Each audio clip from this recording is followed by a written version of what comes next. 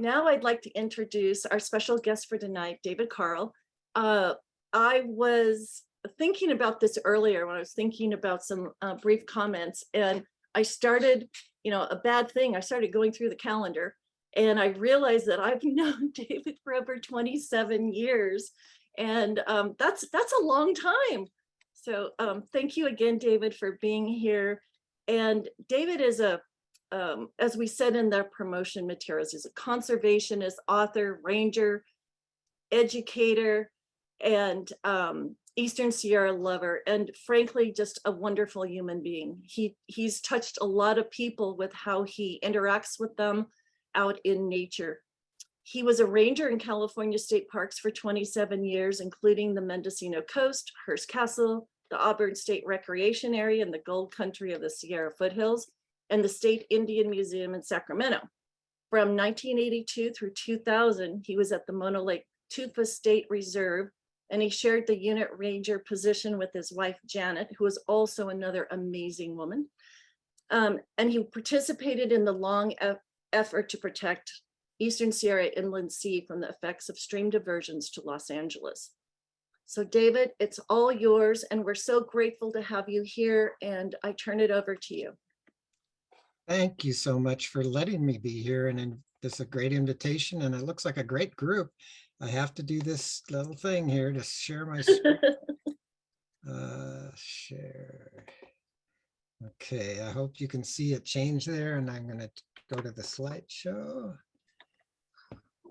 Go to the slideshow. There we go. Is that working?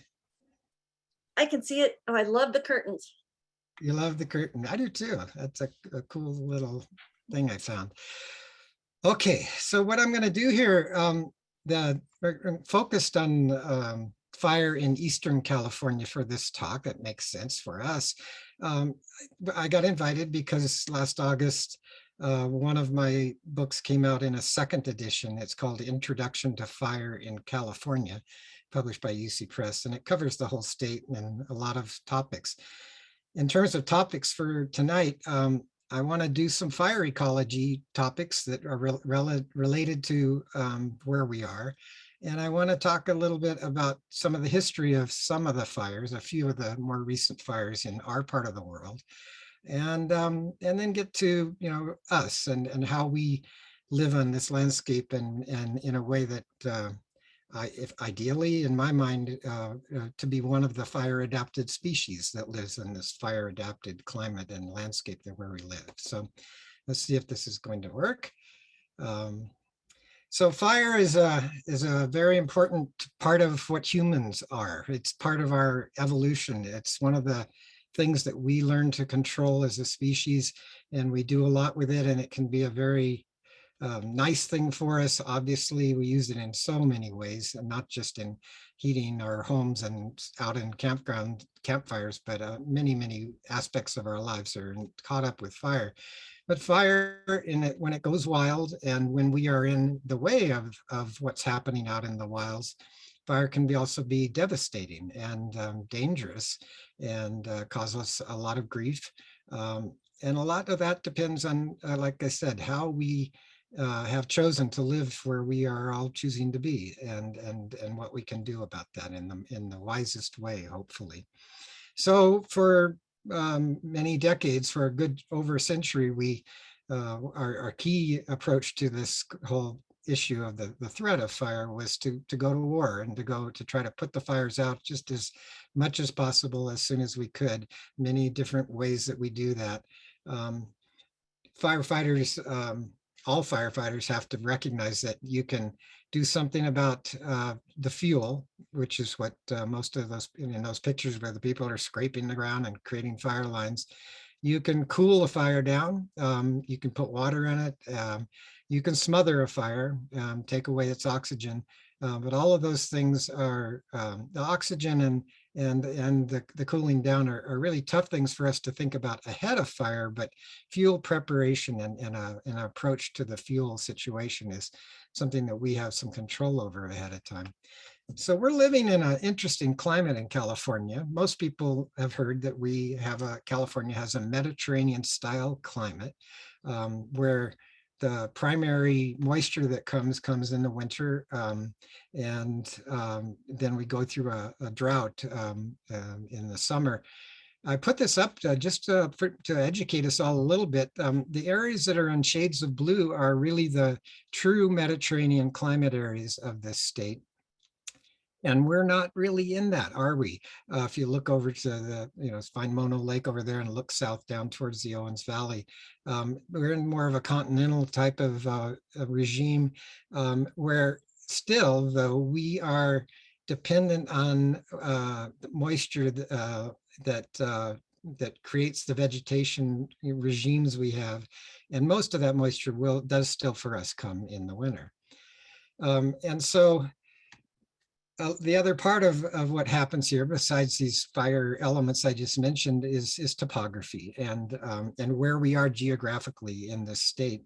And so this is up at the top here is a cross section of across California from the coast over by San Luis Obispo on the west, running through over the Central Valley the coast ranges, and then through the Central Valley, and then up and over the Sierra Nevada and down into the Owens Valley, a high elevation valley, and then over the mountains in the east and down into this one finishes down in Death Valley, and shows you something about what happens with precipitation, where precipitation that's where air that's uplifted cools, drops its moisture primarily on the west side of the mountains.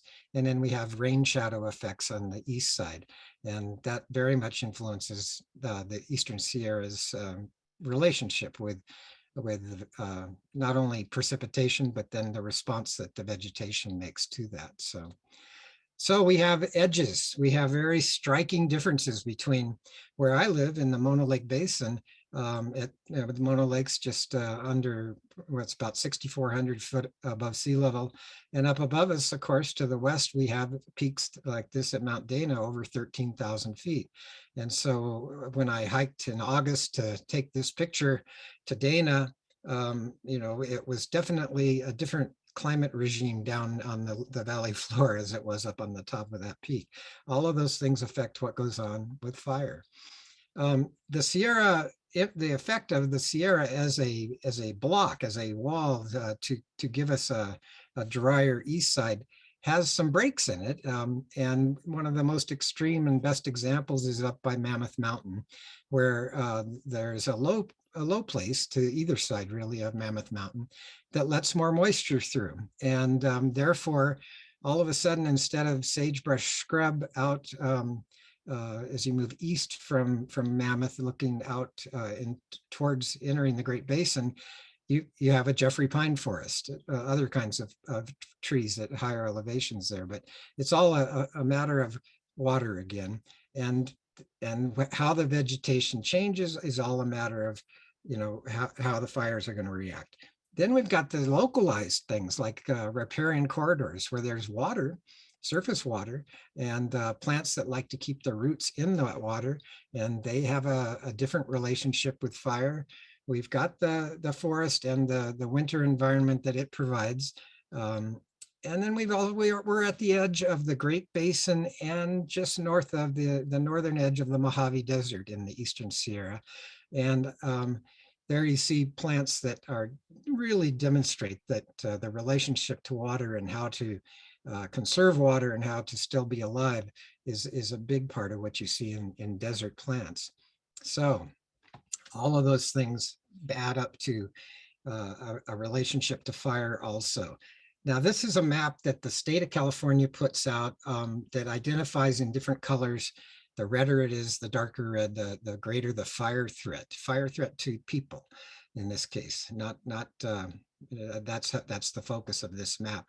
And if you look at that and put the mouse over here. There's Mono Lake. Here's the Owens Valley. It doesn't look very red there, but I'm going to zoom in a little bit here. Here's Tahoe on that map. Here's Tahoe, and then here's Mono. And notice that you can bring up and the zones where there is a higher fire threat are not as widespread as they are on the west side and up towards the coast.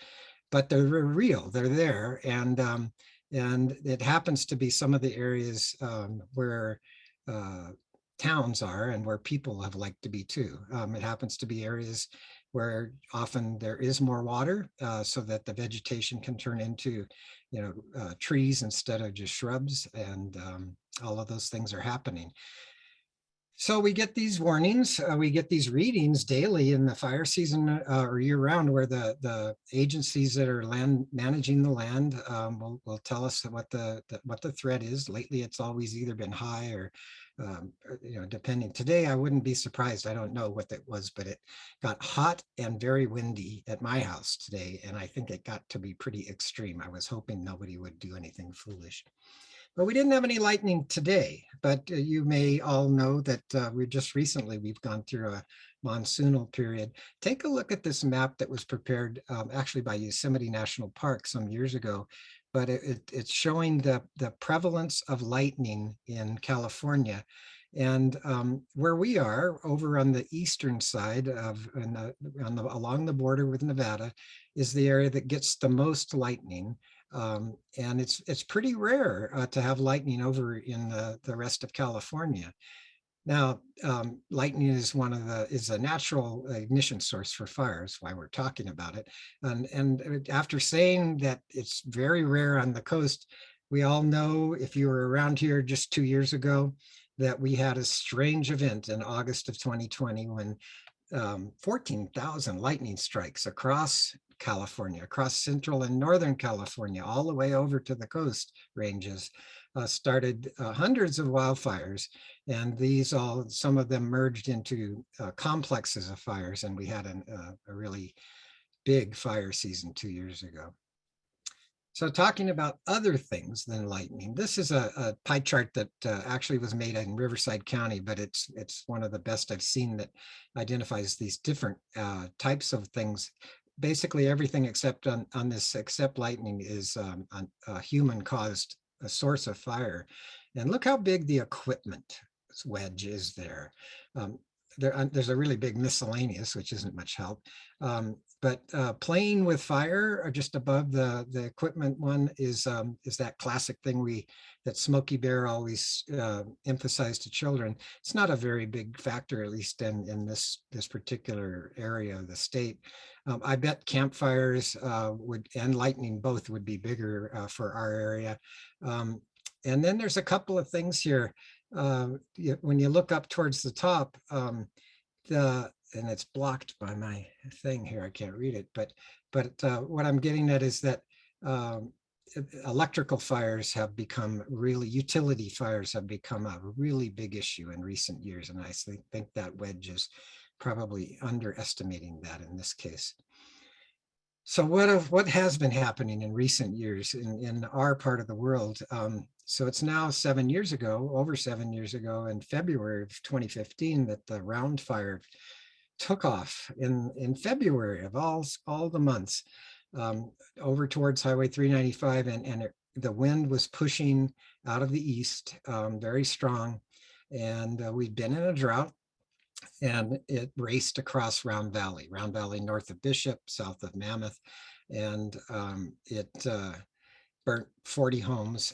Unfortunately, nobody was killed in this fire, but it was devastating to that community. Up in the northern part of Mono County, the Mountain View fire was later that year in November, and it got started over near Highway 395 in Walker, and pushed from the south by winds. That's a extremely common element when these disastrous rapid moving fires. And 96 structures were destroyed. It's one of the most biggest impacts of fire in Mono County that we've had. In the Eastern Sierra, I include this one. Last year, the Tamarack Fire started west of Grover Hot Springs. That's up in Alpine County. And it was pushed east by wind. It finally took days, but it moved over across Highway 395 and finished up in Nevada, just north of Topaz. And that crossing of Highway 395 was one of the kind of an unusual element of this fire. And it did take out some homes, especially over towards the Nevada side of things. And it amazingly, the town of Markleeville didn't suffer any loss, but the state park at Grover Hot Springs did. Quite a few buildings. This is near there, and as I just took this not too long ago, take a look at that forest, and you can part of this history when you get to thinking about why we were experiencing some very extreme, difficult fires to fight is this is all second growth, skinny, relatively skinny trees, pretty close together, and it just took out all that forest right there.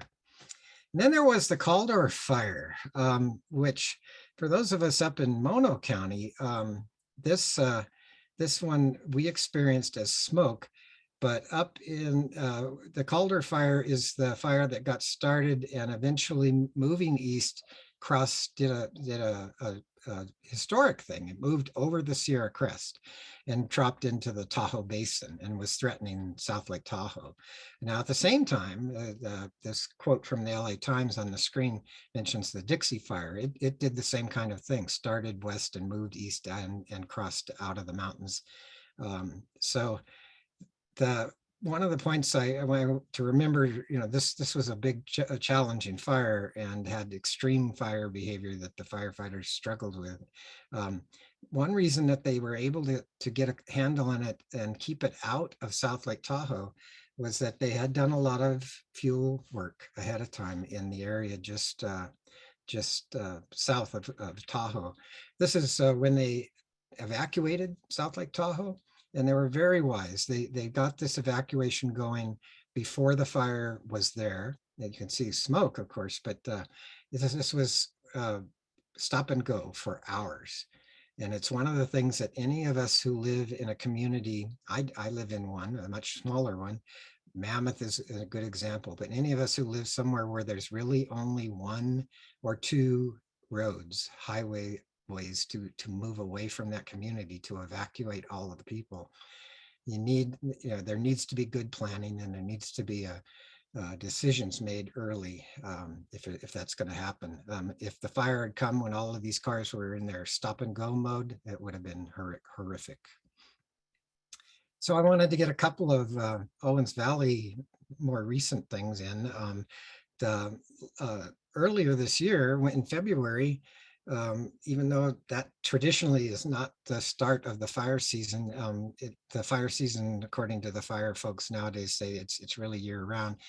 So in February, this airport fire got started down and moved pushed by winds, but moved in a very interesting straight south pattern and didn't spread east-west much at all, but it did burn over 4,000 acres real rapidly. And fortunately, there's a picture here with the satellite dishes.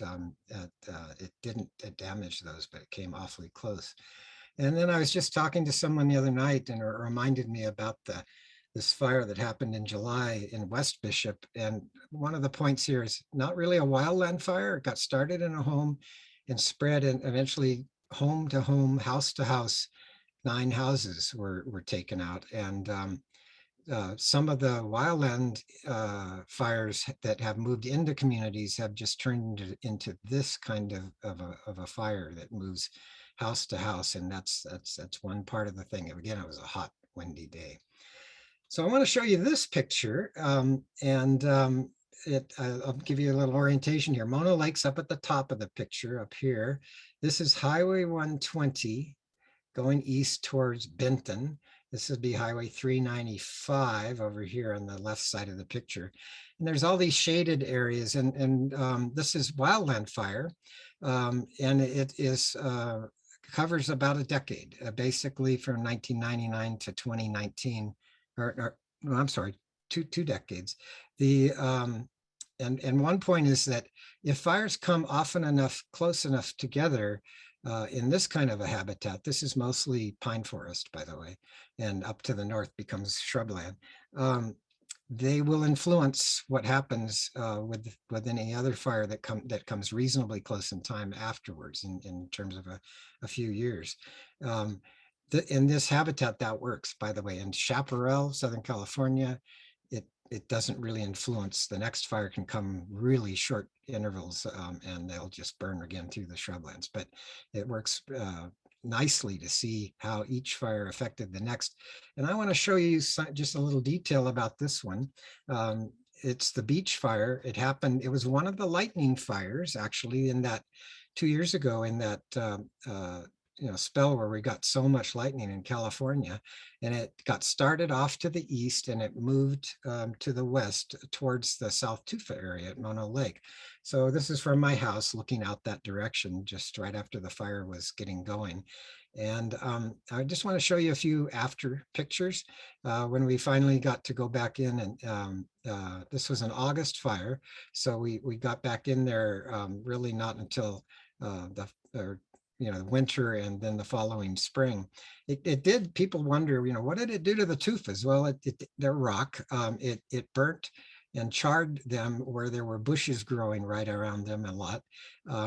But one of the fascinating things for me is to see how plants respond to fire. And what you're seeing here is the shrubs here are not showing any sign of life yet, but in this picture. But the grasses their roots were not killed by the fire. Most fires do not cause heat to penetrate downward very well at all into the soil. Heat rises. And this is the saltgrass that grows along the shore of Mono Lake. And the closer you get to the shore, the wetter the ground is there too, with springs. And so there's charring on some of that tufa. It's been interesting to see some tufa that were covered with bushes that we didn't even hardly know were there. That's an interesting effect out there. And here's the spring, the next year, and some of those root stumps, in this case of greasewood, were starting already then after we'd had a snow and the little bit of moisture that came with that winter, we're starting to sprout back. And this is even later now, after a season of growth, where these greasewood are starting to come back. So that's how fire is not the end all. It doesn't happen and then it's all over. I remember riding in a car with a friend who looked at an area that had recently burned and said, "Oh, it'll never be the same." And it's not really true. It may not ever be exactly the same. That could be true, but things do recover, and that's part of the fascination of fire ecology. This was a fire in the Lundy, just north of Lundy Canyon, some years ago, and a year afterwards, in an area where it had been basically our sagebrush scrub mix, all of a sudden we had this hillside covered with flowers. And those flowers, there'd always been a few of those, but they had been waiting basically for this to happen. And there was also lupins and larkspurs and other things mixed in there. So these are kind of outside of our regime, our local regimes, but some of the plants that really respond to fire and wait until there's a fire to really take off are called by fire ecologists fire followers. And so we have fireweed here and fire poppies over in the west side. This picture is over in the coast range north of San Francisco after a fire near Lake Berryessa, and the poppies and the Brudia there were just going crazy. And you can see that this was a shrub field, and all of this was happening after that fire. In the Mono Basin, we had a fire, relatively small one, that started and moved up the hill behind the Tioga Lodge, called the Marina Fire, some years ago.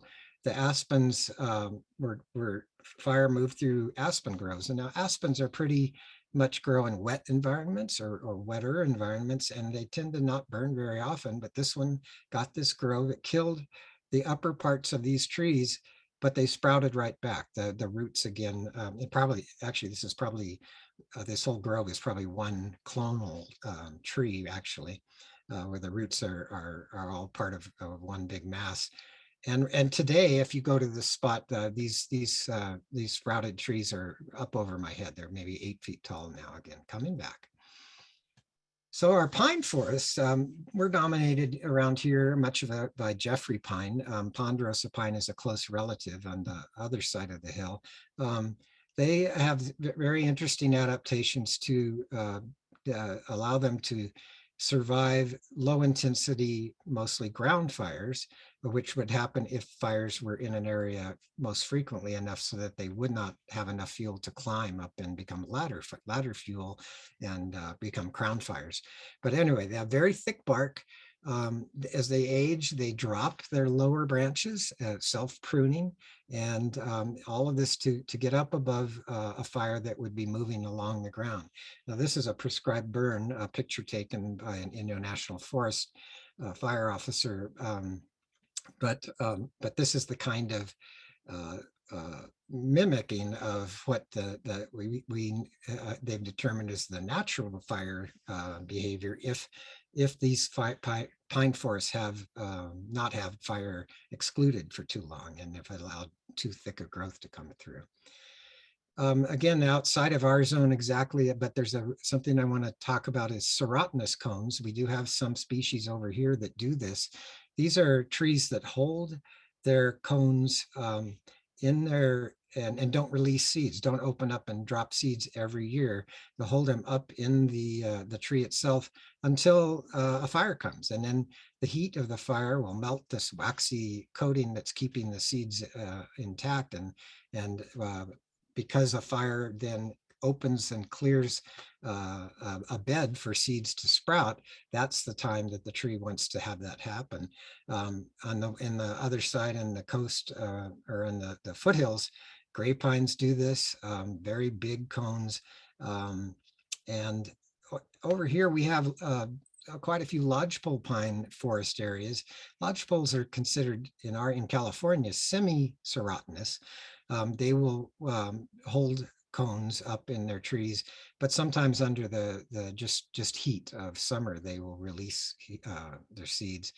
They tend to be produce very thick. You may notice, you think about lodgepole forests, and they tend to grow thick and get pretty soon. They don't look that pretty sometimes because they're so dense.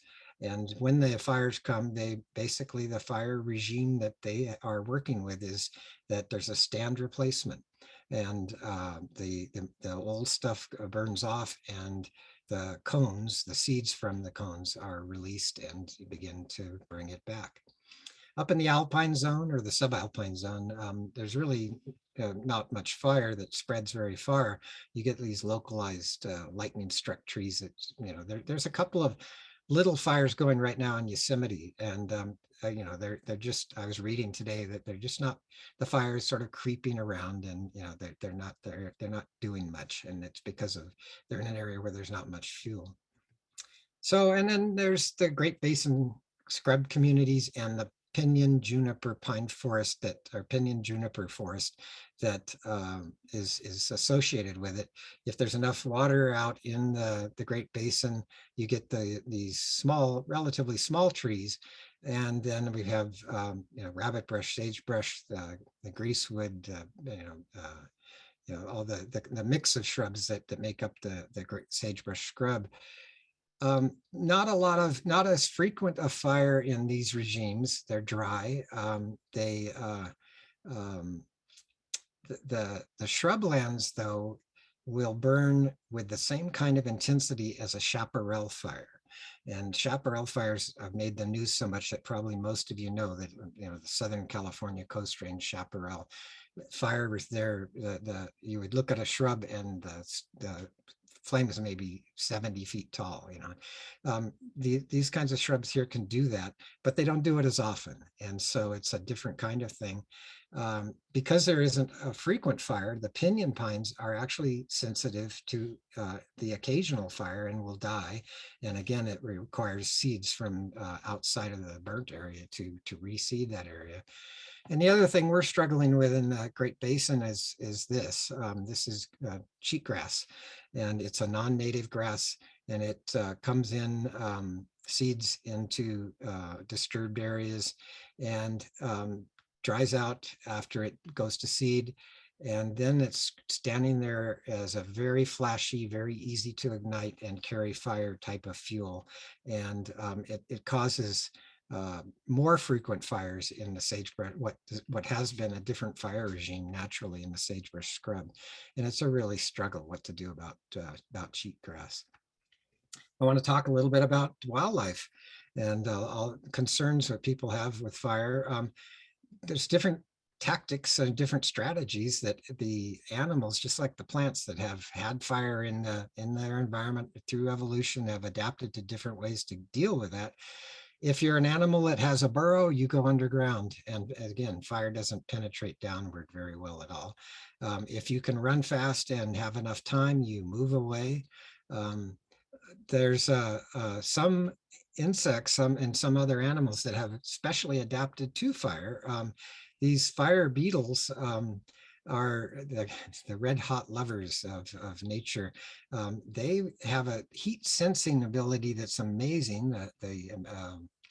The Department of Defense has tried to study it and try to figure out how they pull it off. From many miles away, they can detect the heat of a fire and they start flying towards it. And usually they arrive while the fire is still just burns, the trees are still very hot, and males and females find each other. Females lay their eggs in these what are now dead trees that don't have sap to flood them out and to resist the beetles. And so that's one of the adaptations. If fire was not a frequent force in nature, these kinds of evolutionary adaptations wouldn't exist. They're a sign of just how natural fire is in this part of these kinds of environments. Black-backed woodpeckers are considered to be closely related to burnt forests, and they are there to eat those beetles and eat the beetle larvae there in the barks, and they will focus on burnt areas and may need the burnt areas to, in their case, to survive. This picture is in here. It's actually from Paradise, that horrible story that happened 2 years ago up in east of Chico. These were deer that came down into the area where so many residences and trailers were burned. I suspect they might have been actually looking for water more than anything else, but they had survived. Clearly, they had survived the flame portion of this fire and what happened with that fire. Were looking for something they needed when they came into the town. So what has been happening, and can we look a little bit at why? In 2020, 4.2 million acres burned. That was a recent history record. But this wheel of history that goes back to 1932 and runs around, I'm pointing as though you can see my finger, that runs around over here to 2021. Something happened in the last century, obviously, and something's happened in the last few years that has caused real extreme, the largest areas of fire burning. And what you don't see is, that acreage is just one thing, but the character of these fires has been intense. And what that is, well, first of all, I want to talk about that number, 4.2 million. It sounds gigantic. It was more than what has been burnt in years prior. But the best evidence we have is that if you go back to the before the Spanish arrived in California, that over 5 million acres were, I'm going to use careful with my words here, experiencing fire each year, not burning each year, because that maybe gives you an image that's a little bit off. These were fires that burned so frequently, set by lightning and set by indigenous people and not put out by quick response firefighters. The fuel conditions didn't allow very often really intense fires to burn, and there were more moderate fires. And of course, the other part of what makes for a tragedy with a fire is, where are the humans and how many are there? And of course, back before the Spanish arrived, there were 300,000 maybe native Californians. Now we're what, 40 million in California. And a lot of us are in these areas where the fuels are. So all of that is part of what we should be keeping in mind. Another thing that we don't want to ignore about fire that we have to struggle with is smoke. This is a picture out my window of my bed, my living room, back when the Creek Fire got going and started smoking up the Eastern Sierra. The Creek Fire was over on the other side of the hill. This is a picture taken when the fuels on the ground there just exploded into this explosion of heat that produced rising air, that produced this pyrocumulus cumulonimbus cloud. All of those words, basically, it's related to fire. It's cumulus clouds, but it's nimbus because it generated thunderheads. And this one rose so high it went up into the stratosphere. And there was a woman flying from Las Vegas to San Francisco, took this picture out of the picture of her out of her airline window and allowed me to use this one in her book. But this is a satellite image of the Creek Fire when it was blowing up and putting up so much smoke. And over here on the right, I've got the air pollution particulate index thing for our town, Lee Vining, that day pegged out over, this is 300. It couldn't read the levels we had that day.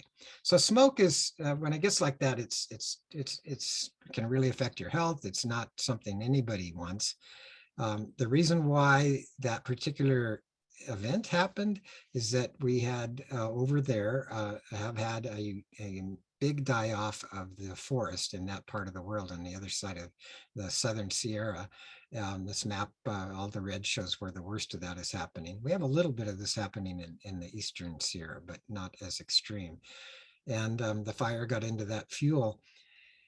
Smoke is a problem, but smoke again is inevitable. Just as fires are inevitable, and because it is so inevitable, there are plants like these whispering bells that actually are adapted evolutionarily to the presence of smoke as a trigger for them to open up their flowers and to produce seed and then take advantage of the open seed bed that a fire makes. So, again, it wouldn't happen if there wasn't fire in the environment.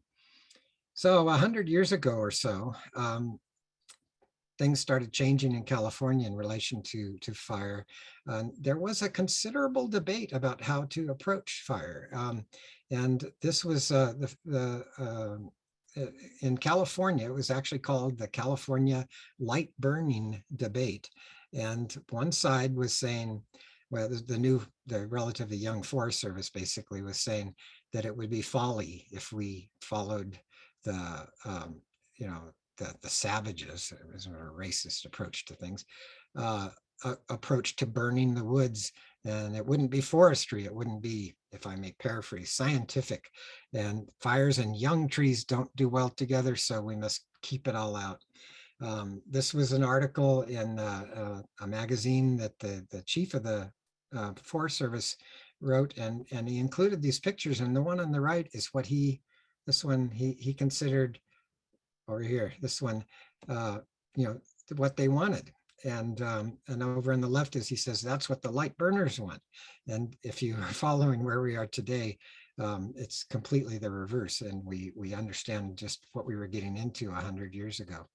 And so did this guy 100 years ago. In 1920, this was Sunset Magazine, carried a back and forth for about 5 months. One side writing about what they thought and the other side answering and writing. And this guy, Stuart White, he basically is saying, we're building a fire trap and we're getting this bear by the tail and we're not going to be able to let go. And this was already, he was in 1920 saying, after a decade of fire exclusion policy, that we've got ourselves into that mode. That was 100 years ago. And then we had Smokey come along. Smokey Bear, the campaign really got started right after World War II. I was one of the many people in this country that grew up learning about Smokey's message, got my certificate back when I was going to the library, and even little fires kill little trees. Yeah, and that, we didn't want baby things to get hurt. Smokey's message is still very powerful. He has been It's become more nuanced now, and basically it's more like, we need your help to not have to control wildfires, not just every fire, every forest fire. So we went through some history. National parks really got into some prescribed burning in certain areas in the 1970s. The Forest Service finally, a little behind the Park Service, adopted a policy that total fire management, they called it, where if certain fires would not be suppressed, there were pros and cons, ups and downs, and we find ourselves, so 50 years ago, we find ourselves a half century later, finally coming around and recognizing that not enough was being done to deal with things properly. So this is a fellow that I actually had some teaching from, Harold Biswell. He's a professor at UC Berkeley, and this is at Calaveras Big Trees State Park, and he got the state park system's fire prescribed burning program going, and he was really it was a struggle for this man. He was vilified really by the fire community back in the 70s, but he basically was saying it's going to come, and he is the reason why both state parks and Yosemite National Park got going with their burn programs, and some of that has just recently been demonstrated to be quite helpful. And that, if you followed the story about the fire that threatened the Mariposa Grove in Yosemite, giant sequoias are super adapted. They have many adaptations to fire. They have a very thick bark. Even when there's a fire, they get these scars might come in and break through the bark, but it doesn't kill the tree. They have serotinous cones. They have a resin. They basically are almost a fireproof kind of tree. They again raise their lower limbs. They drop their lower limbs as they grow. All of these things that allows them to survive multiple fires through their lives. There's their serotinous cone. So I want to show you 3 pictures that help to explain what happened in the Mariposa Grove and also what didn't happen this summer in the Mariposa Grove. This was 1890. You see the people that look so small next to the base of these trees. Take a look for comparison to that tree on the left with the big fire scar in it. So there it is again. And in 80 years, this is what fire exclusion policy was doing to that grove. It had white firs that like to sprout and come up in the shade were coming in. And now there was enough fuel so that if a fire got going, these giant sequoias were in incredible danger of being burned, as some of the sequoia groves have burned in recent years. But the Forest Service, the National Park Service, I'm sorry, Yosemite, this is what it looks like there today. There's that same tree on the left, and the scene is back. The trees didn't go away in that other picture, but what they did to accomplish this was involve first manual cutting, and then burning fires, periodically moving through on the ground in this grove. And they are saying that one reason why they were able to keep fire out of the Mariposa Grove when I think it's called the Washburn fire started over there on the trail right at the edge of the grove this year is that they had done so much work ahead of time. And in this particular part of California, it's a demonstration of really what's possible. They burn in Yosemite Valley, in the valley too, and they're mimicking what the Native Americans did regularly in that area and in lots of other areas. The fires allow a lot of things good things happen for the California people who wanted straight stemmed young willow growth for basketry. They wanted the plants that had corms or bulbs underground that are basically potatoes for them to eat. And those are the kinds of things that survive underground when fire comes through. All of those things were improved when fires were burnt. Prescribed burning right now, most of what you see happening, it seems like, is piling and burning. This is below my house in Mono City along Lundy Canyon some years ago. This is up in the Lakes Basin of Mammoth Lakes Basin. And the piling was done over a period of years, and people have been a little frustrated that it's taken so long to get the burning done. But that's one of the challenges is they want to do this burning when there's snow on the ground. And then of course they've got the other things that limit fire, a lot of it having to do with smoke and air quality. So they're getting there. And I know the Lakes Basin is in better shape than it was, and there's plans to improve that. In fact, around Mammoth, this is what people have taken to calling the donut plan. There's a plan right now underway that's got this long title, Eastern Sierra Climate and Communities Resilience Project, ESCCRP. And that's Mammoth in the center of the picture here, the town. And this will be a multi-decade effort. And the first efforts will be in the most important, most threatening areas around the town. And they're going to be working on trying to, work on the fuels, thin this forest, bring fire back, introduce fire back to a landscape that's pretty starved for fire from what it was in natural conditions.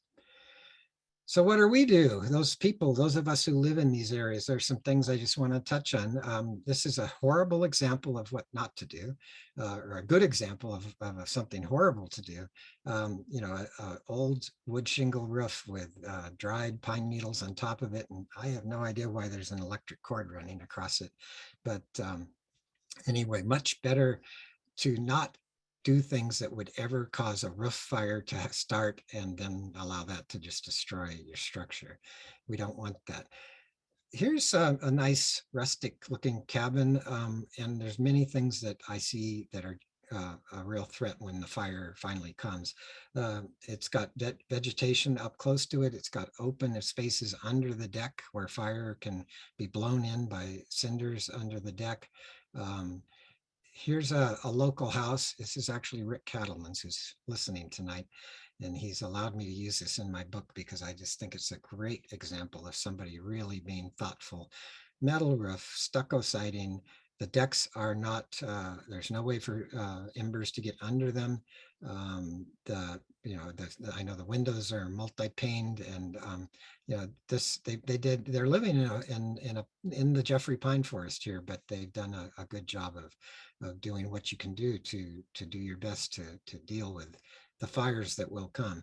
You may have seen these kinds of images about and messages about defensible space. Everybody who lives in the wildland urban interface zone really needs to, and legally is required to, pay attention to this kind of information. It's important to work on the fuels, but the last thing I wrote on here is that but one small cinder, one ember, can fly in and be the greatest threat. So it's real important to think about the structural stuff also, the vents and the kinds of things we were talking about with the decks and all. So a graphic image of what goes on when the wind's blowing and embers are flying, and they can fly, a mile, 2 miles sometimes. And I want to get this one in because I see a lot of my neighbors who stack the firewood that they use to burn in their wood stoves up against the house, because in the winter when it's nasty out and cold and snowy, you don't want to have to walk very far to get the wood. 160 gallons of gasoline is the equivalent of a quart of dry firewood. And so it doesn't make sense to stack gallons of gasoline up against the side of your house. And same with your firewood. Just keep that in mind. I bring it over in the midst of a real big winter storm thing. I'll put some on my, just a night or two's worth on my porch. Why not? But this is my stack. What's a PSPS, you guys? Everybody know that phrase by now, public safety power shutoff. So in recent years, an awful lot of the big fires that have gotten going have been ignited by utility line failures and sparking. This is up at that campfire that destroyed Paradise. So that was a PG&E area, not Southern California Edison. PG&E has decided they were basically going into bankruptcy, and they've decided to underline much of their power line supply now. It's an incredibly expensive thing to do. Edison has been around in the last few years, really working a lot on pole replacement and pole inspections in our particular part of the world. Southern California Edison has been using drones and flyovers with helicopters. You may have seen all these trucks and guys up there doing the various work. They're putting money into that, but they haven't taken the approach that PG&E is taking. Let's just a couple of slides here. Drought has dominated California weather now for the last 22 years. It's the longest stretch of mostly dry years in 1,200 years. And that affects this topic we're talking about. That affects the amount of precipitation, the amount of water that's in our environment, and it affects everything, all of us, all the things that are living in California. And why is that happening? Well, a chunk of it, a very good chunk of it, is related to climate warming and the climate crisis across the globe. And so here we are now, we're talking about the Eastern California and the West, but we're also talking about something far bigger than that. And it's a crisis and it needs to be addressed. And if you wonder why we're having so many gigantic fires, it relates to the last 100 years of history. It also relates to the last few years, the last few decades of climate warming and the effects of climate warming. So I want to finish with this couple of little things. One's that quote from Professor Harold Biswell, to keep in mind that fire has always been here and everything good evolved with it. And then here's my question. Can we join the long list of fire adapted species in California? I hope so. And I thank you again for inviting me to come and speak to you. David, that was amazing. Let's all, reactions are that was wonderful. I'm not sure, how I'm feeling right now. That was a lot of exciting, depressing, maybe even optimistic news in some ways. We've got a little bit of time here, and do folks have some questions? If you've got some questions, you can either put it in the chat or you can raise your hand. We've got a couple things in here right now, David, from Mike and Estella, just telling stories about what it was like back in, I guess, early '69 with the Sierra Club, and how they weren't really open to some of these, the techniques and methods you were talking about, and kind of felt they were in danger, in fact, when they were advocating the processes you were just suggesting. Do you have any stories around that as well? Well, I actually wrote a book. It's called Burning Questions. It was published in 2002, so 20 years ago now. And gosh, you author a book and you hope it'll change the world, and it didn't. But the book was about the debates over, at that time, but already for a century, about how to manage fire, whether it was possible to put it all out, and or should we just or were there other ways to manage it, and basically to bring fire back to these, as I said, fire-starved landscapes. And a lot of people, it's still very controversial and very tricky. It's a very important that, for example, as this project in Mammoth that I referred to comes along, and I'm watching it, and it looks to me like they're being very thoughtful and looking at good science. A lot of folks, basically we don't want to cut everything down, and I don't, and have it, and we could pave it all. That would solve the fire problem. I'm being very facetious with that, but yeah, it will always be, I think, controversial, and it's really important that the agency people that are now getting some money finally in the face of these recent years of insane, really, acreages and behaviors and destruction of fires. We're now finally getting some serious funding to move forward. And as I said, back in the '70s, and then there was the beginning, and then there was, there's been some escapes, there's been this and that, and it's taken a long time to get to here. Maybe it's one of those things like, is the climate crisis finally ever going to are we going to get serious about it and do what it takes to address that? It takes disasters, it seems, to convince people to pay attention to some things. If we don't do it, where are we, and how are we moving ahead? That's where my mind is on this. Fire is natural, it won't go away, and it will be with us. David, do you have just a few more minutes? I know. I have minutes. I hope I didn't go too long. No, it was fantastic. There's just some questions coming in that you tell us when to cut it, because so Stephen has a question. Which agency, NPS, USFS, BLM, CA State Parks, etc., have a fire policy that could be a model for the urban wild interface? Well, you've mixed two things. But the wildland urban interface is not all of those agencies really necessarily are the landowners in much of that. In California, an awful lot of this responsibility falls on the California, what we used to call CDF. I guess it's now what's my brain shutting down, the state firefighting agencies. CAL FIRE. Yeah, CAL FIRE. Yeah, the acronym.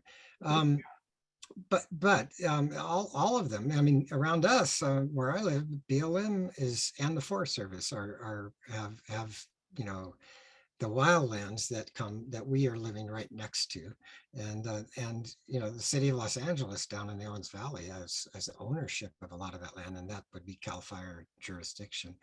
Who has a good model? We're in a transition right now, okay, and I think parks, national parks like Yosemite, have presented a good model, not a complete one. They have portions of their landscape that they haven't been able to treat the way they would like to yet. But what, like, for example, the Mariposa Grove story I told you, that's one example. And California State Park started down when I first got that training from Biswell in the 70s. That's how old I am. The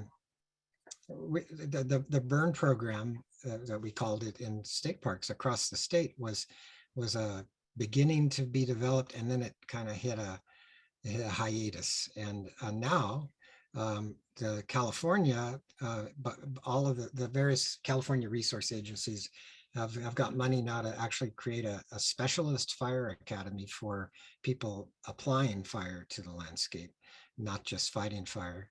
And so I think that's promising. That's a good thing. And CAL FIRE's got, is part of that. And but I don't know, how to say one agency or the other. That we're far from accomplishing where we want to go, where we need to go, unless we're just going to keep dealing with the status quo. Yeah. Rosemary says CAL FIRE's been great working within her community, and I would say the same for the small community I live in, 40 acres. We've been working with CAL FIRE a lot. I'm sorry if I don't say the name right. I think it's Myrna. Myrna is asking, how do agencies deal with the complaints of smoke with controlled burns? Example, Mammoth. Yeah, it's a tough one. The jurisdiction is another, government agency, the air quality people, and they have to basically say it's okay to burn. And what has been a problem is that the avoidance of all particulate exposure has been so strict that it's kept a lot of burning from happening that maybe could have or should have. And so there's new awareness on the part of the air pollution people that there's a crisis here with fire, and we can. One of the arguments that they're responding to that's causing them to change their approach a bit is that the big extreme smoke events are not what you get when you do prescribed burning. You don't consume as much fuel as rapidly, and the concept is control. And so they put out smoke, though, there's no question. And so it's one of those things that if you were here 100 years, 150 years ago in California, some of the first people who came in, the Spanish came in on their boats, they saw smoke. They saw smoke in the environment of California. And it was, as I mentioned, there was millions of acres that would burn each year, just differently in California. And the people who are around that have to deal with smoke, and all of us do. I don't like it at all. I've got my air cleaning things since 2020 that in my house now. But it's no fun, and yet it is it's not going away either. If fire is inevitable, so is smoke. We just can maybe do something to control it. Yeah. There's a couple more comments. I'll read them off quickly, and then we've got maybe our closing question from Fran. Mike says, at least according to this, Mike says in 1966, he had a job putting out perfectly good forest fires. And by 1971, he had a job lighting them. And Don Chambers says, great presentation packed with important and interesting info. Thank you. And Janet says the state of Alaska has a great interagency fire management plan that has been in place for decades that could serve as a model for Eastern Sierra due to our abundance of public lands, but maybe not other places in California. And I know Janet is working with White Bark Institute and Rick right now to help with some fire awareness and safety here on the east side. Let me just mention White Bark Institute is kind of overseeing that project around Mammoth too. Yeah. Oh, the donut hole. That's right. That's right. Fran asks, Dave, have you been following the situation in New Mexico with the Forest Service prescribed fires that got out of control? Do you know what the lessons are from that situation? Well, so let me go back to why I wrote the book in 2002 about prescribed burning and policy and questions. My editor at the time asked me to write it because there had just been the Cerro Grande fire that had escaped from a prescribed burn Forest Service and had threatened Los Alamos, and there were concerns about nuclear release and things if it had gotten into that town.